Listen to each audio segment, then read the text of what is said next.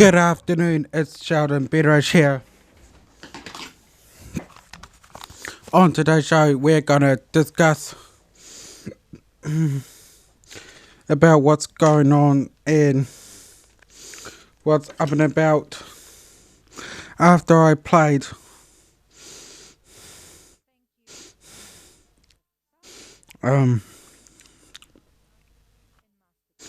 after I played um I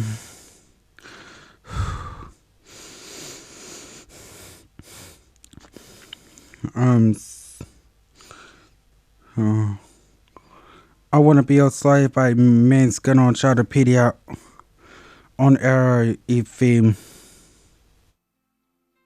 Wanna be a slave, I wanna be a master. I wanna make your heartbeat run like roller coasters. I wanna be a good boy, I wanna be a gangster. Cause you could be the beauty and I could be the monster. I love you since this morning, no, just for aesthetic. I wanna touch your body so fucking electric. I know you're scared of me, you say that I'm too eccentric. I'm crying all my tears and that's fucking pathetic. I wanna make you hungry, then I wanna feed ya. I wanna paint your face like you're my Mona Lisa. I wanna be a champion, I wanna be a loser. I'll even be a clown cause I just wanna amuse ya. I wanna be a sexter, I wanna be a teacher. I wanna be a singer, I wanna be a preacher. I wanna make you love me, then I wanna leave ya. Cause baby I'm your David and you're my Goliath.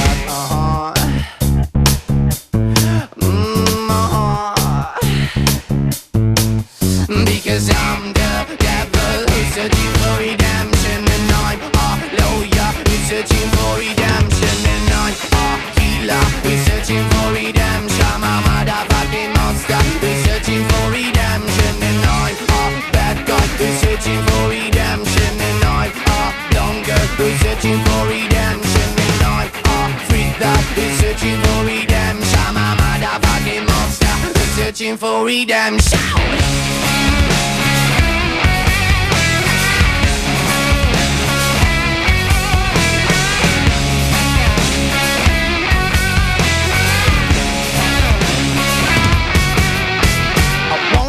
A slave, I wanna be a master. I wanna make your heartbeat run like roller coasters. I wanna be a good boy, I wanna be a gangster. Cause you can be the beauty and I could be the monster. I wanna make you quiet, I wanna make you nervous. I wanna set you free but I'm too fucking jealous. I wanna pull your strings like you're my telecaster. And if you want to use me, I could be your puppet. Cause I'm the devil, we're searching for redemption. And I'm a lawyer, we're searching for redemption. And I'm a healer, we're searching for redemption. I'm a motherfucking monster, we're searching for redemption.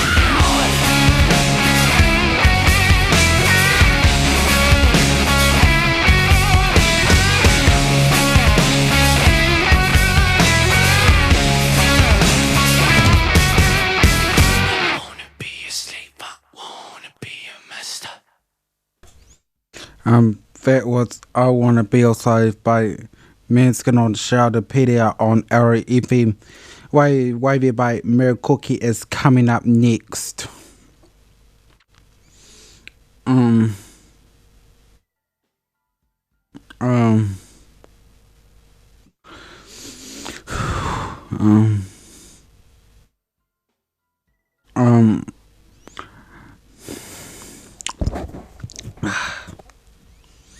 National leader Sheila Collins says she thinks the police commissioner Andrew Costa is a nice guy, but is wrong on armed response teams. Costa decided not to carry on with a high armed response team after a trial saying the community did not support them. Natural proposed on Tuesday that teams may be permanent.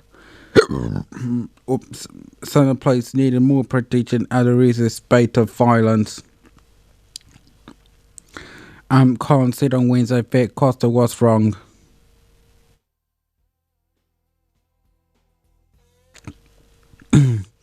But The police commissioner is wrong. He is nice, pleasant person, but unfortunately he's hell of a long way from a front line, Collins said. Cheesy communities were telling the National Party they wanted police to able to police for law, such as the cost of this problem was too much obedience to the government. The commissioner lost, in my opinion, and unfortunately lost the confidence of many of his frontline troops in a stressful situation because he is a very nice, pleasant and a nice, intelligent person. He tried his best, but you can't serve in the community as well as the government.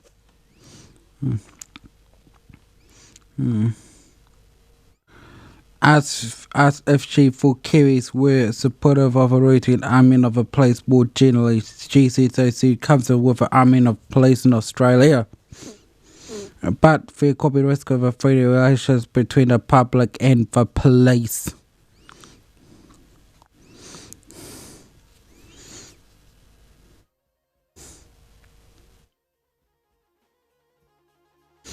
New Zealand's also got a strike, but they don't seem to mind police officers. They don't seem to mind police officers being armed, but they like the friendliness between the police and the public here.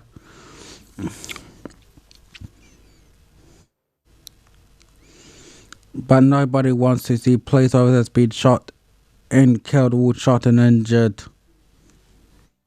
Nashville itself agreed with the ending of the armed response trials at the time when Space President Brett Hart was saying, Commission made the right call.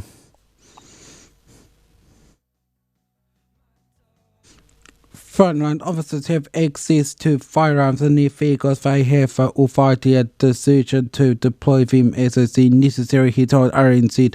The Police Association disagreed with the decision. The armed response trials unrightly introduced by police not long after the March 15 terror attack. Government ministers were expressed dissatisfaction with the trials, said the matter was operational for police. There's been reasons there's been a spate of recent findings against the police. WorkSafe data shows professions such as agriculture, construction, manufacturing, and forestry are the most dangerous in New Zealand. Constable Matthew Hunt was the first officer to die alone the line of duty over a decade, with close to 700 people have died from workplace injuries since 2012.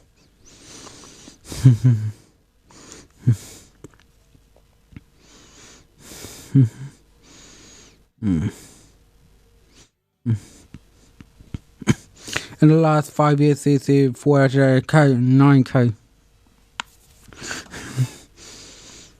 cases of serious injury or serious illness for those employed in public safety, a small proportion of 30,560 total incidents.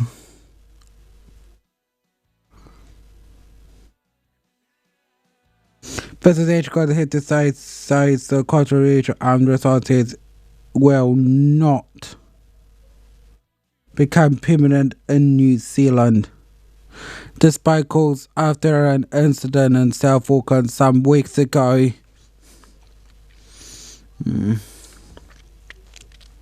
Announced that armed response teams will not be a part of New Zealand's model of policing in the future. The basis for this decision is feedback we've received from the public, from engagement with community forums, and from the preliminary results of the trial evaluation. Everything New Zealand Police does is to keep the public safe and our people safe. It's become clear through the course of the trial that armed response teams do not align well with the style of policing that New Zealanders expect. As a result, we will not be continuing with them. We have listened to our people through the course of the trial, and what we have learned is there is opportunity to improve the tactical capability available to help deal with difficult situations. We are committed to exploring options short of routine arming that will improve our ability to keep the public and our people safe. As we develop that program of work, we will do so in consultation with communities to ensure that the style of policing we adopt is one to which the public buys in. Right now, the song I'm gonna play is Wavy by Mercury on Sheldopedia on Arrow FM. I feel the colors are going somewhere. The green and red, it all leads me up there. And I can feel that I'm taking flight. There is something I want to fight. I let it go and it leads me to you. I see the movement in your tattoo. I can feel that we're taking flight. There is something I want to fight. Do you know somewhere maybe we can go? You said you know this place. You've been there before, but with someone else. Now you're by yourself. Maybe I can float where you can glow. We can forget the past. Maybe we can start all over again. All over. Wavy when you see me. I wanna see you dancing for some time. Tell me you're not leaving. I wanna see you dancing in this light. We could move side to side, left and right, get down. Yeah. Wavy when you see me, but wanna keep on dancing for some time. Yeah. This trip is taking us further in time. Don't wanna see the end of this night. If you want, I can stay with you. Spin around on an endless move. Do you know somewhere maybe we can go? You said you know this place. You've been there before, but with someone else. Now you're by yourself. Maybe I can float where you can glow. We can forget the past. Maybe we can start all over again. All over. Wavy when you see me. I wanna see you dancing for some time. Tell me you're not leaving. I wanna see you dancing in this light. We could move side to side, left and right, get down. Yeah. Wavy when you see me, but wanna keep on dancing for some time. Yeah. So wavy, wavy. Do you know somewhere maybe we can go? You said you know this place. You've been there before with someone else. Now you're by yourself. Maybe I can float where you can glow. We can forget the past. Maybe we can start all over again. All over. Wavy when you see me. I wanna see you dancing for some time. Tell me you're not leaving.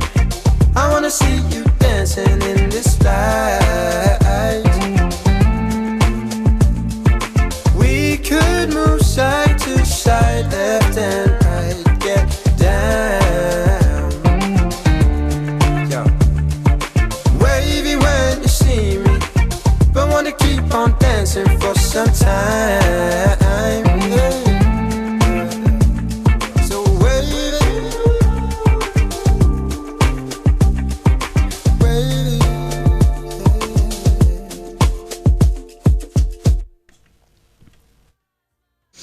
First Wavy by Miracle by Sheldopedia on Arrow FM.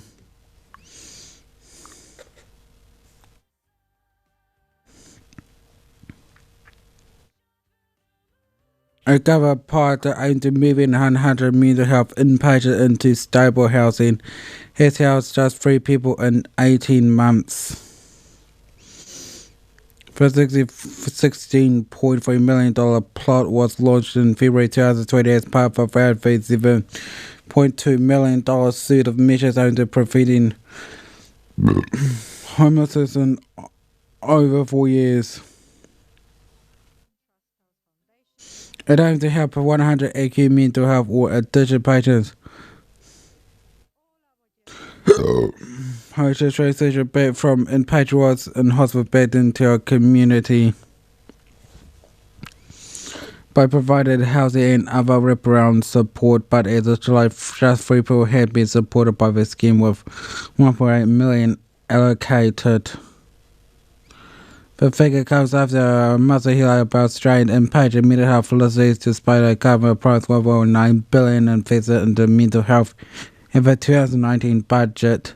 The spokesperson Health Minister Andrew Little said much of $1.8 million allocated thus far will not be actually spent, and the program being delayed because of the impacts of COVID-19. Bed occupancy rates and acute mental health reached both well over 100% in several district households to the year to May, meaning there are often more admitted patients than suitable beds available. The average rate was 89.7% to the year of May, well above 85% of the main doctor union considers to be safe. Association of Salaried Medical Specialists head Sarah Dada told staff at high occupancy was often due to patients would be out of the community but had no suitable housing. National Mental Health Spaces met Tuesday uncovered a figure with the parliamentary questions. He said the data so few people have been moving to housing, with bed occupancy in our mental health facilities skyrocketing and operate at clinically unsafe levels of patient care over the larger biggest belief there only out of the promised 100 patients have been supported in the community by housing. Ducey said it has been likely of a government that has reportedly called out talking out of both sides of its mouth on mental health. Saying it's one thing in public but something else behind closed doors.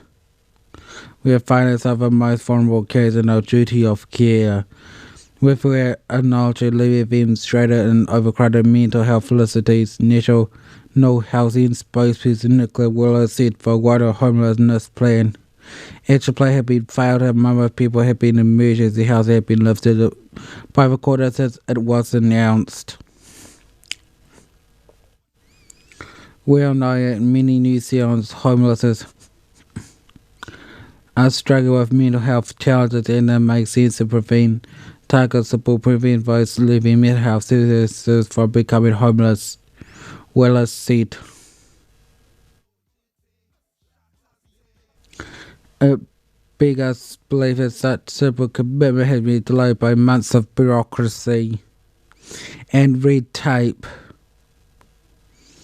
I feel for mental health patients and their families who have been put at risk as a result.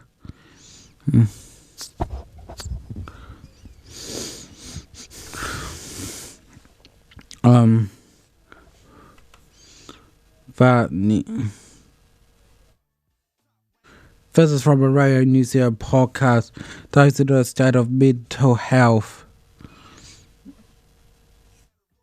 United Ireland price state to repair its crumbling infrastructure. Mental distress. We have persistently high suicide rates, particularly among young people and Māori. The cost of the burden of serious mental illness, including addiction, is an estimated $12 billion or 5% of the country's GDP. Kia ora, I'm Emile Donovan. The government maintains it's doing its best to respond to growing pressure on mental health services as new figures show a massive crisis in referrals at many hospitals, a huge increase. I guess what's most galling for me is hearing the government's oft-used cliche, we're in conversation. We're talking is essentially what he's saying when what struggling families in the mental health sector so desperately need is doing.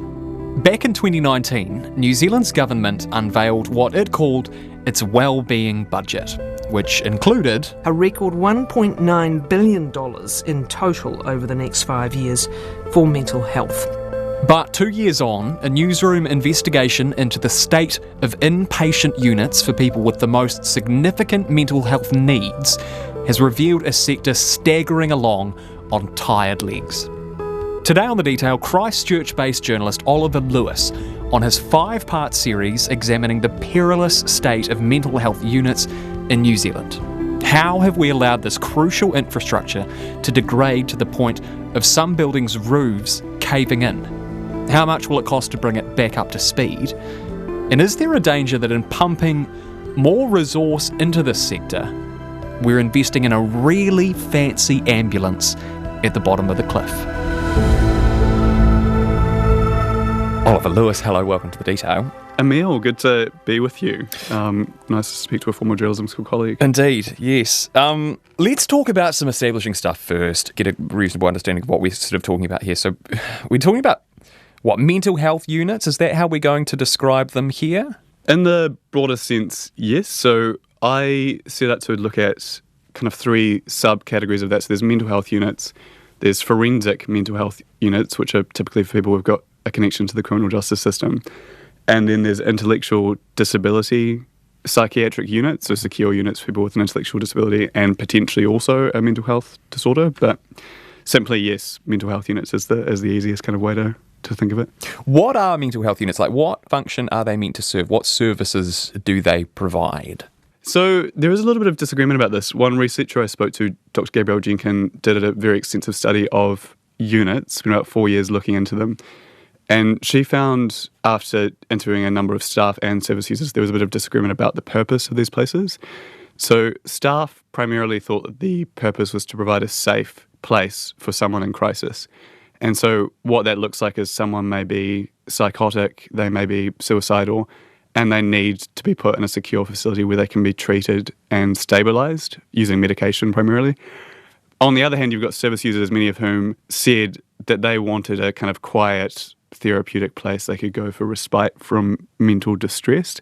Security was important too, but there was more of a rehabilitation or recovery role that they wanted to see from inpatient units, which, given the demands on them and the pressure, they are really just more about stabilising acutely unwell people and getting them back out into the community.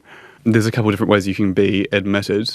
Primarily, actually, most people are admitted under the Mental Health Act, so that's a compulsory care mechanism under the Act. And so that's concerned relatives or other groups or people who think this person is a risk to themselves or others, and they should be admitted to a unit. But you've also got voluntary admissions where people are really unwell and they might go to the emergency department, be assessed there, and it's thought that they are bad enough to warrant a stay in an inpatient unit to recover or to be stabilised. We are talking about the most acutely unwell people. So if you think about mental health as a spectrum, there's only, I think it was about 9,500 people last year who got some form of inpatient care. Okay. So that's a very, very small number in the overall scheme of the New Zealand health system. So these people are acutely unwell. They're very, very unwell when they're admitted. Who is there at a mental health facility, at a mental health unit? Who provides the treatment? Typically, you've got your frontline mental health nurses. They'd be the most prevalent staffing group in a unit. And then you also have people called occupational therapists who work with service users and provide them some form of meaningful activities, so art therapy or gardening, stuff like that. And then the other groups at the kind of clinical senior doctor level, so you've got your psychiatrist. They are the people prescribing treatment and prescribing medication.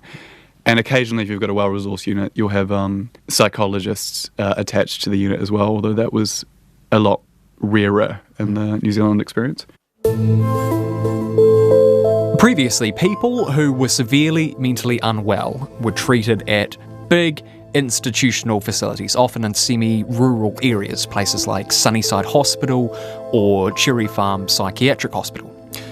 But a process of deinstitutionalisation, which built up momentum throughout the 90s, moved away from this practice and more towards inpatient care, smaller, community-based facilities. There are about 50 of these units scattered around the country, 24 of which were inspected in a health sector stocktake in 2019.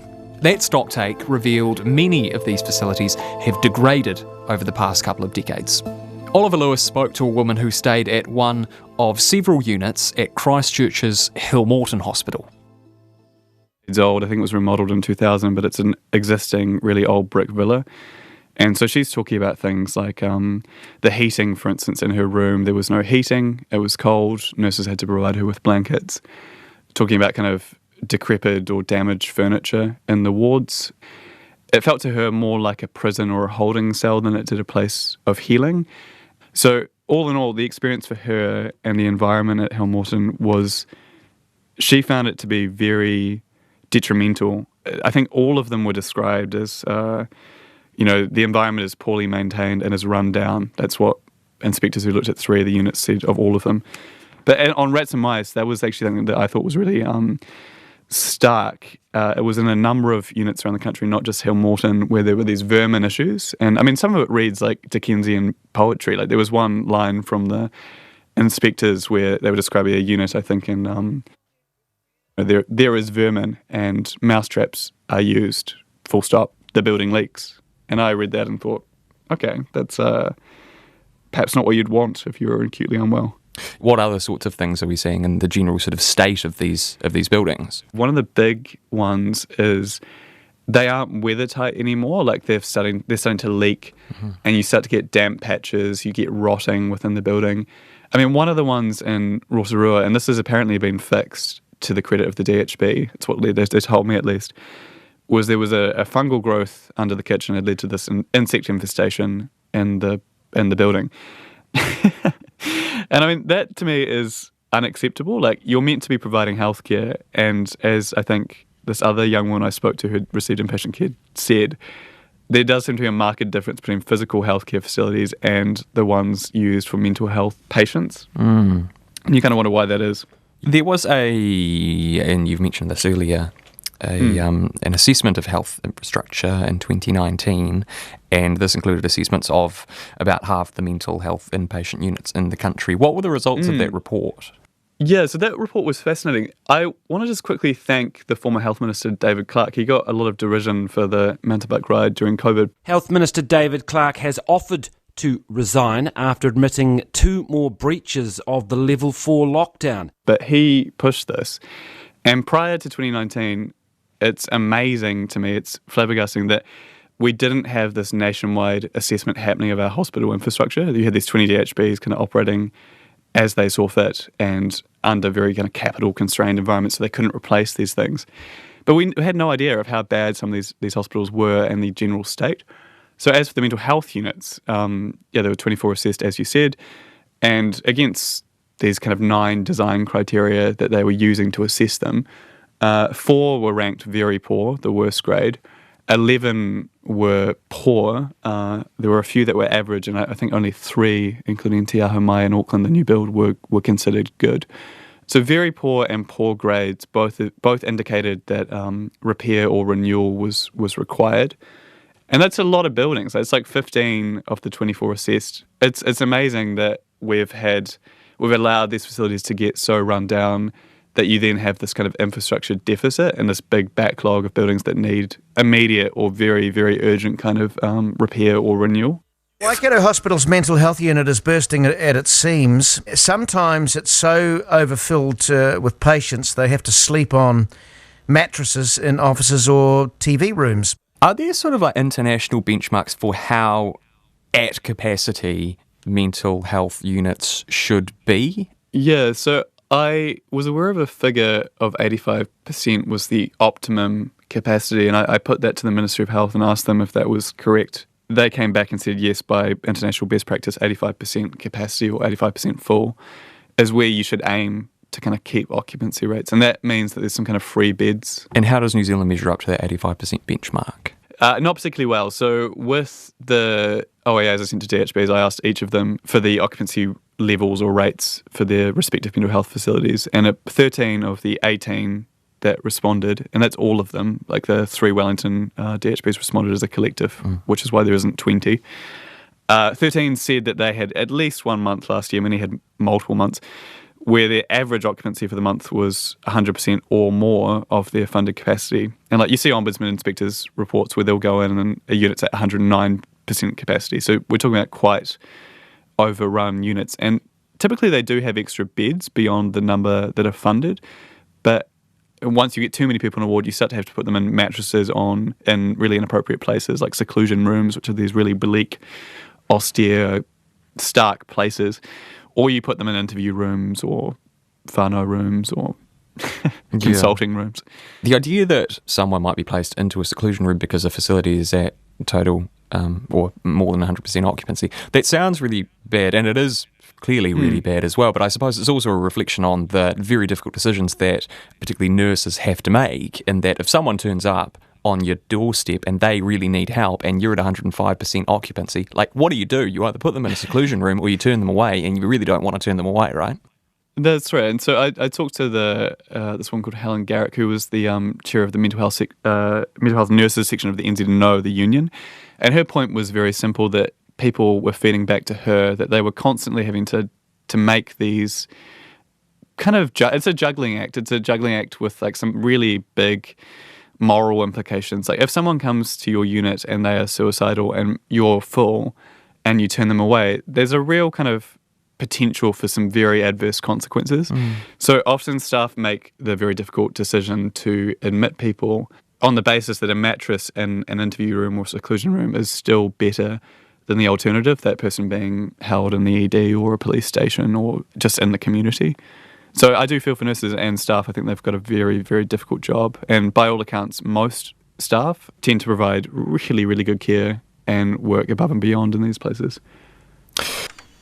We'll have to leave it as we're going to play a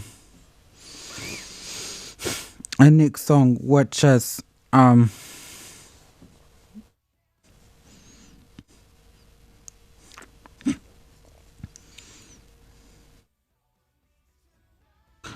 gonna be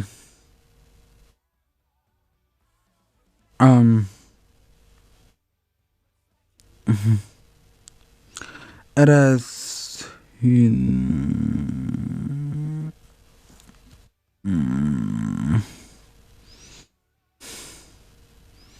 it is taken over by Lee Mevies and New.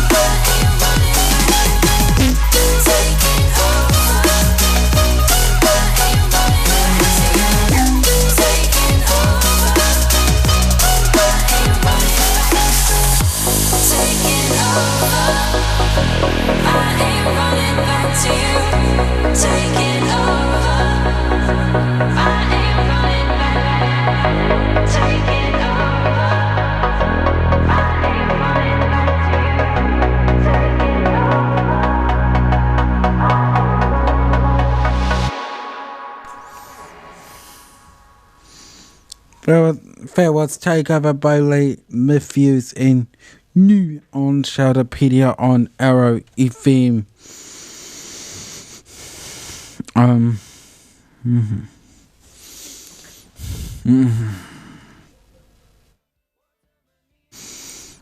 It is a negotiation in January. Joe Biden promised to use his presidency to restore the soul of America. He ordered a United Nations to fuse anger, resentment, and hatred and lead America's big world winner treated each other with dignity and respect. 6 years later, Biden is still preaching the unity gospel and regular truths for fellow Americans. Fact, there's not be a single thing we aren't able to do when we do it together.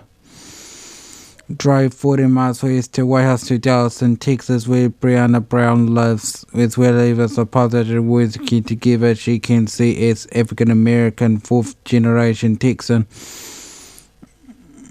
Brown has been aside since Biden came to office by the rule of the regressive laws emanated from Republican-controlled state legislature.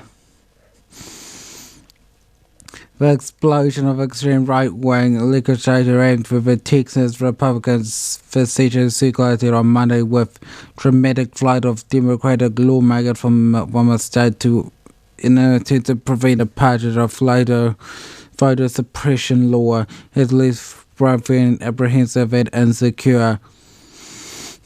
She thinks her own fairly long struggle for voter rights now threatened once again is fearful about agriculture industry by unbeing weekly being asked without a permit, bothered about what just might happen to her when she next joins a peaceful protest. And what about the fallout of a renewed push for a border war along the Mexican border? WLSK says it's a Republican bill to make it even more difficult to vote in the state region, makes it harder to vote than any other in the nation. Brown recalls how what she heard her grandmother had rather remind herself that her vote is no longer conditional on a poll tax, a ruse who commonly used in herself to disenfranchise black people. That was my grandmother, Brown said. For Tuesday, for people who died for a right to vote, that's personal to me. Brown, speaking about another new law set to come into effect in September that officially tries to turn ordinary citizens into abortion bounty hunters. It offers a $10,000 reward to anyone who has seriously sues a fellow Texan for helping a woman to seek an abortion beyond 6 weeks of pregnancy. It is chilling this is happening. It is chilling that this is happening, she said.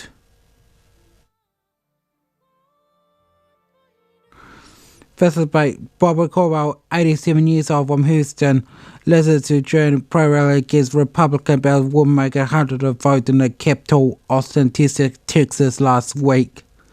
As co-executive of the Texas organizing project that seeks to empower black and Latino neighborhoods, she's concerned for the transgender men, women, and children who have been a brunt of a Republican intolerance in a state in which more anti-LGBTQ bills plus have been promoted by the Republicans in this decision than in any other physical assault of people who are on the margins, she said. There is much more. There's an order by the Republican Governor Greg Abbott to all state agencies to block Biden's efforts to combat climate change. The new world partners in any Texas that has been ordered to cut police budgets, and $1,000 fines will be imposed for anyone requiring COVID masks to be worn in public schools. The gun law that allows Texans to carry handguns with no training and without a permit. Breonna Brown was not feeling of Biden's vision of America's of doing things together. She feared a wrath of Texas Republican Party voters. Donald Trump's defeat in presidential election last November has been taking its eminence to a whole other level. When I leave a house with my 2-year-old daughter, I now carry with me 2 phones and a work phone and a personal phone, she told The Guardian. I make sure I always carry away because I never know when I might call for help. The Republicans inside of their pace feel a lot of white people out there who are very emboldened, walking around as a black person. This feelings is that this can easily escalate.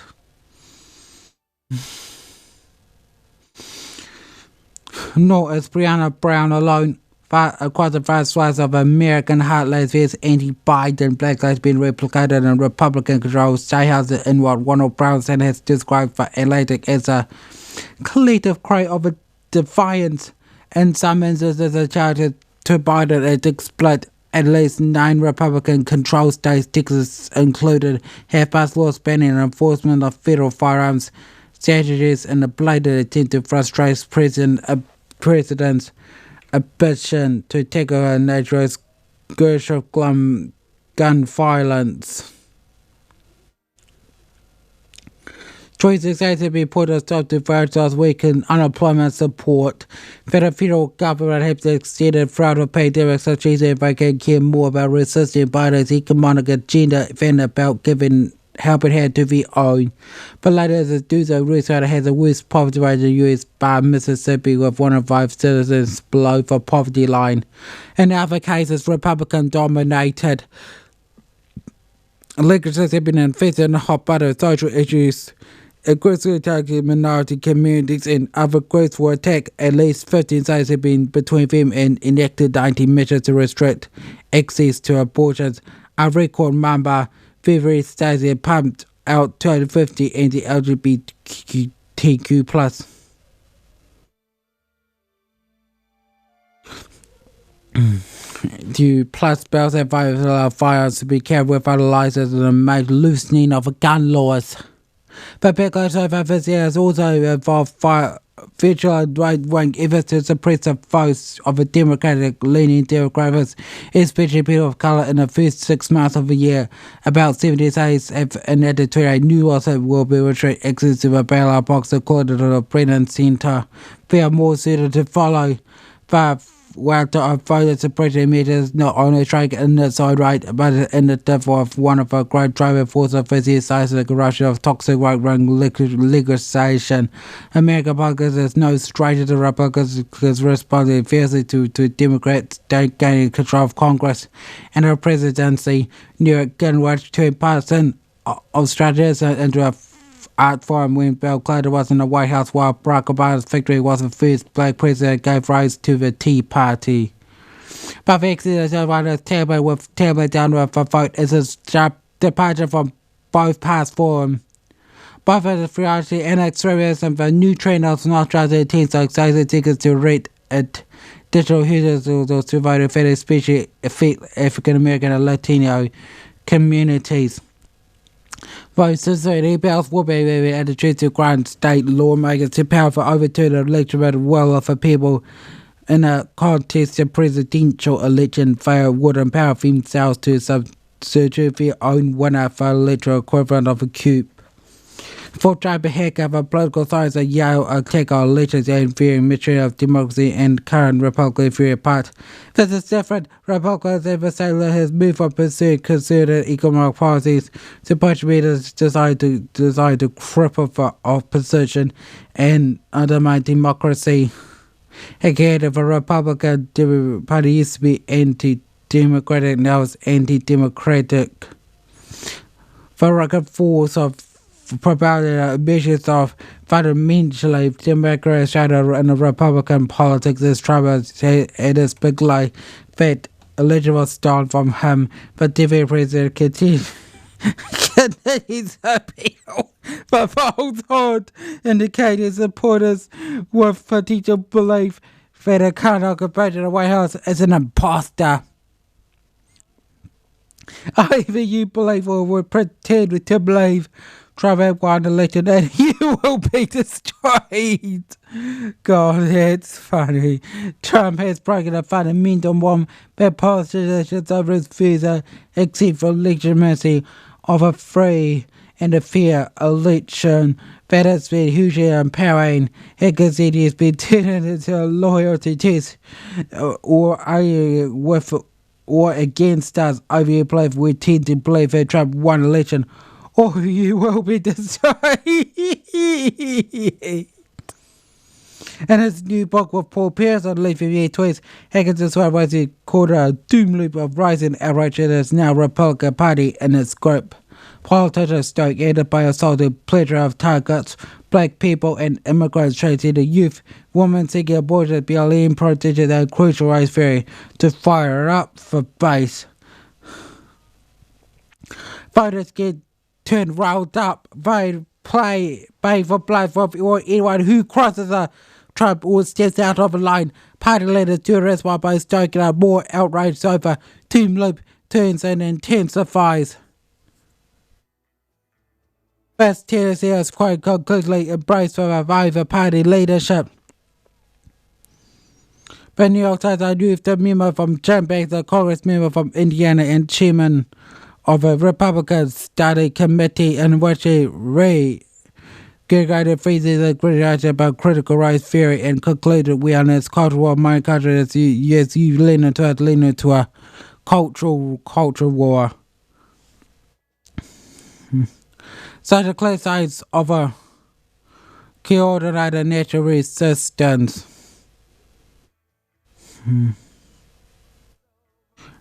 Sean of Australia fed today's torrent of Republican anger.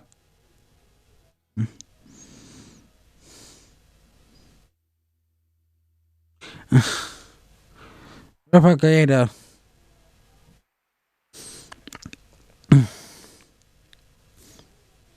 Republican anger has been a long time in a baking.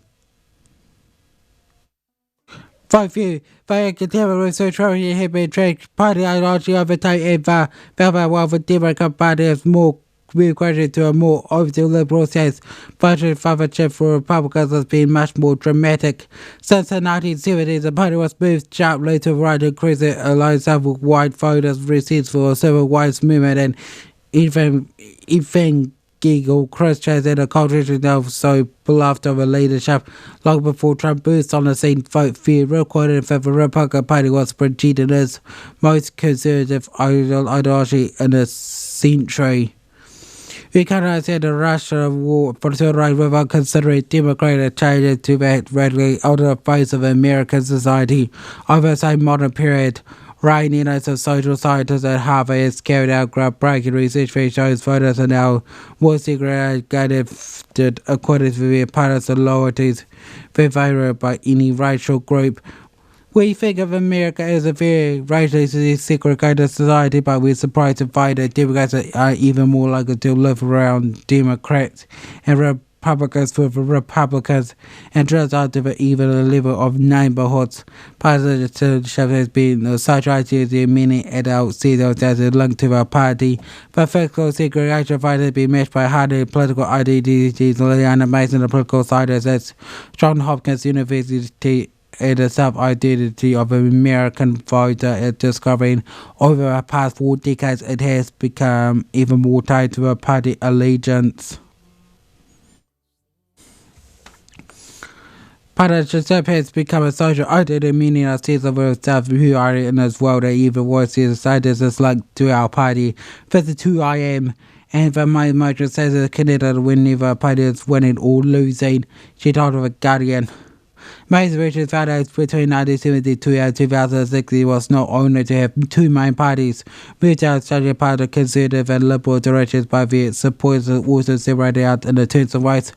Whites were moving far towards the Republican Party and blacks are moving far towards the Democratic Party.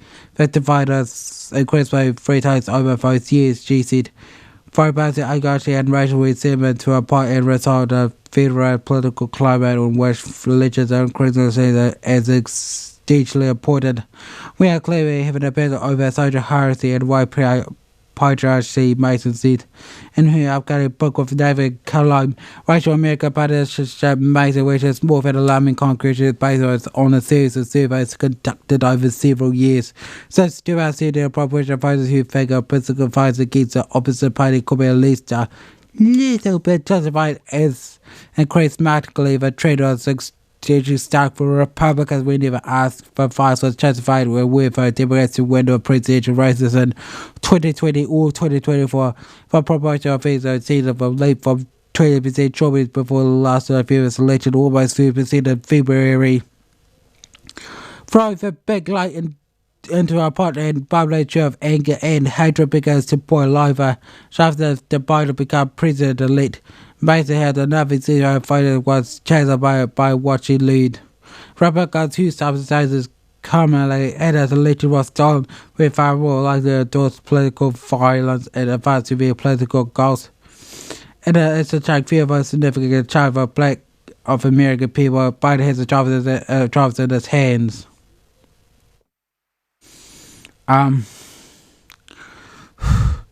What's stopping Biden's reaching out Gaza unity and getting America back together is the blooded fascist Republicans who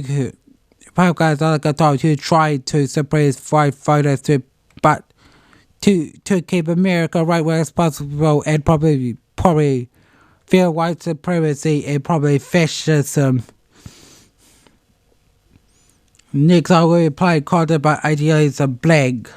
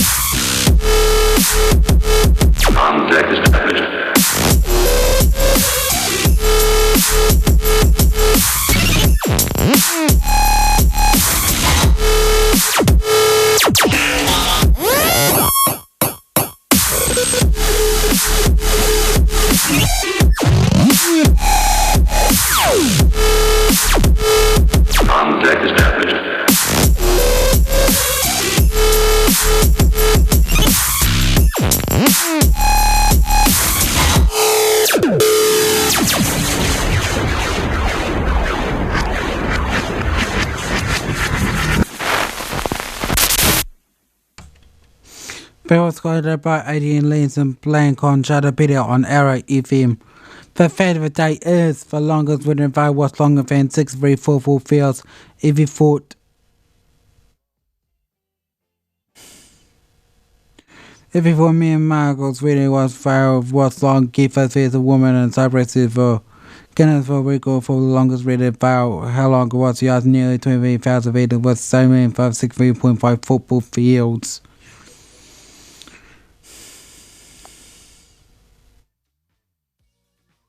Another day is in the name shades of Mars and Mary Forest Mars, son of a Mars company founder. We spotted a British Convention Smarties during the Spanish Civil War. Noticed the Canadian was prevented from chocolate from melting. He did not a president, son of a huge chocolate president. Ever company later trademarked mouse in your mouth, not in your hand slogan. Well, that's it for Sheldopedia. I'll see you next Friday. Bye bye.